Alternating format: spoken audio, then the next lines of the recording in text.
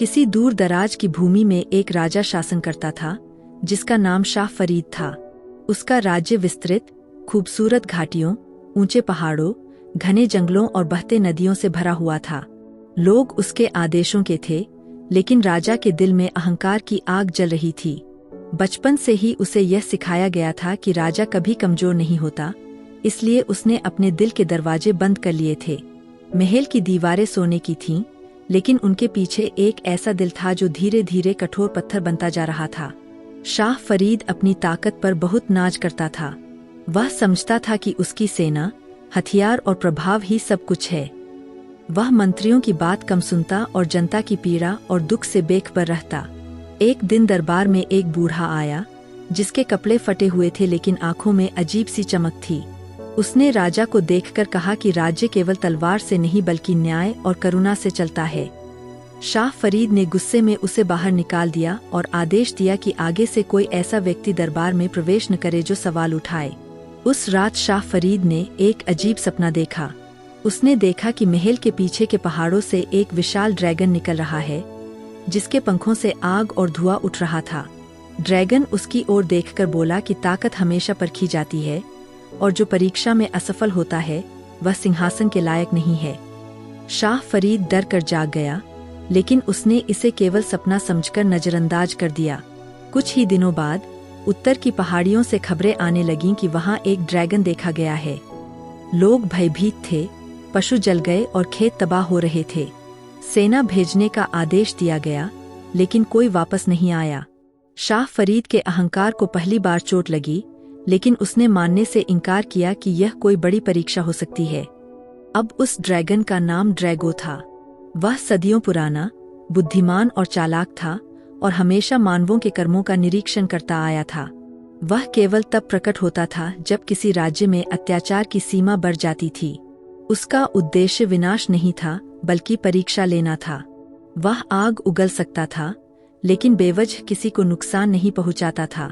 उसकी आंखों में ज्ञान की चमक थी और हर हरकत में शक्ति और संतुलन झलकता था। शाह फरीद ने देखा कि सेना भी असफल हो गई है, इसलिए वह खुद पहाड़ों की ओर निकल पड़ा। दिल में डर था, लेकिन अहंकार ने उसे छुपा रखा था। जंगल के बीचों बीच उसका सामना ड्रैगो से हुआ। ड्रैगो की आंखों में आग नहीं, बल्कि गहराई और ज्ञान की चमक थी। ड्रैगो ने राजा से पूछा कि वह क्यों आया है। शाह फरीद ने गर्व से कहा कि वह अपने राज्य को बचाने आया है। ड्रैगो हंसा और कहा कि राज्य को दुश्मनों से नहीं, बल्कि राजा के दिल से खतरा होता है। फिर उसने शाह फरीद को उसकी प्रजा की पीड़ा दिखाई। भूखे बच्चे, रोती माताएं, किसान जिनकी जमीनें छीन ली गई थीं, और मजदूर जो अत्याचार के साए में जी रहे थे। शाह फरीद पहली बार चुप रह गया। उसके पास कोई जवाब नहीं था। ड्रैगो ने राजा को शर्त दी। कहा कि अगर वह 1 साल तक बिना ताज के आम आदमी बनकर अपनी प्रजा के बीच रहे, उनकी पीड़ा साझा करे और न्याय स्थापित करे, तो राज्य सुरक्षित रहेगा।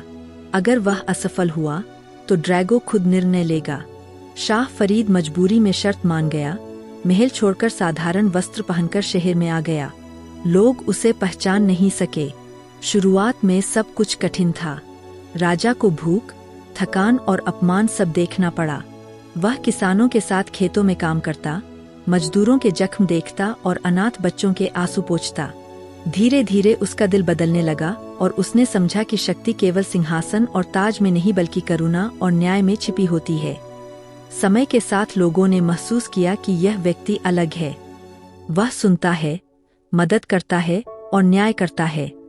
जब एक अत्याचारी जमींदार ने गरीब की जमीन छीनने की कोशिश की, तो शाह फरीद ने उसके खिलाफ खड़े होकर सत्य का समर्थन किया, भले ही वह उस समय राजा नहीं बल्कि एक आम आदमी था। लोग उसकी तरफ देखकर प्रभावित हुए और धीरे धीरे उसे प्यार करने लगे। 1 साल पूरा हुआ। ड्रैगो फिर से पहाड़ से उतरा। उसने देखा कि राज्य में भय कम और आशा अधिक है। ड्रैगो ने राजा को बुलाया और पूछा कि उसने क्या सीखा। शाह फरीद की आंखों में आंसू थे। उसने कहा कि असली शक्ति ताज में नहीं बल्कि दिलों में जगह बनाने में है। ड्रैगो खुश हुआ, अपने पंख फैलाए और आकाश की ओर उड़ गया। बारिश हुई, धरती हरी भरी हो गई और लोग खुशी से झूम उठे। शाह फरीद महल वापस आया, लेकिन अब वह पहले वाला राजा नहीं रहा। उसने दरबार के दरवाजे सभी के लिए खोल दिए, न्याय को कानून बनाया और अहंकार को दफन कर दिया। राज्य में शांति स्थापित हुई, लोग खुशहाल हुए और ड्रैगो की कहानी पीढ़ियों तक सुनाई गई। कहा जाता है कि ड्रैगो आज भी पहाड़ों में है, लेकिन केवल तभी प्रकट होता है जब कोई शासक खुद को ईश्वर समझने लगे। शाह फरीद ने बाकी जीवन अपनी शक्ति और प्रजा की सेवा में बिताई। उसका राज्य मजबूत, खुशहाल और न्यायप्रिय राजा के नाम से याद रखा गया। उसने जान लिया कि असली राजशाही ताज से नहीं, बल्कि चरित्र और करुणा से होती है, और यही शिक्षा पीढ़ियों के लिए मिसाल बन गई।